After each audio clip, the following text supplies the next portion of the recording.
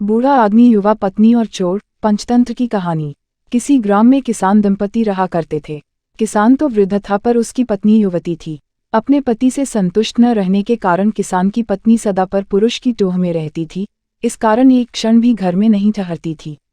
एक दिन किसी ठग ने उसको घर से निकलते हुए देख लिया। उसने उसका पीछा किया और जब देखा कि वह एकांत में पहुंच गई तो उसके सम्मुख जाकर उसने कहा, देखो, मेरी पत्नी का देहांत हो चुका है। मैं तुम पर अनुरक्त हूँ, मेरे साथ चलो। वह बोली, यदि ऐसी ही बात है तो मेरे पति के पास बहुत सा धन है, वृद्धावस्था के कारण वह हिलडुल नहीं सकता। मैं उसको लेकर आती हूँ, जिससे कि हमारा भविष्य सुखमय बीते। ठीक है, जाओ, कल प्रातःकाल इसी समय इसी स्थान पर मिल जाना।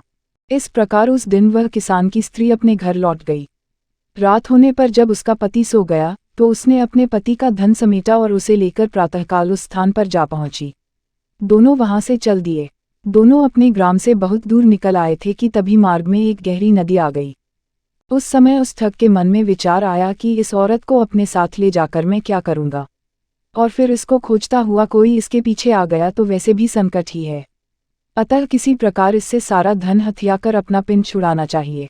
यह विचार कर उसने कहा, नदी बड़ी गहरी है, पहले मैं गठरी को उस पार रख आता हूँ, फिर तुमको अपनी पीठ पर लाद कर उस पार ले चलूंगा। दोनों को एक साथ ले चलना कठिन है। ठीक है, ऐसा ही करो। किसान की स्त्री ने अपनी गठरी उसे पकड़ाई तो ठग बोला, अपने पहने हुए गहने कपड़े भी दे दो, जिससे नदी में चलने में किसी प्रकार की कठिनाई नहीं होगी, और कपड़े भीगेंगे भी नहीं। उसने वैसा ही किया। उन्हें लेकर ठग नदी के उस पार गया तो फिर लौटकर आया ही नहीं। वह औरत अपने कुकृत्यों के कारण कहीं की नहीं रही। सीख, अपने हित के लिए गलत कर्मों का मार्ग नहीं अपनाना चाहिए।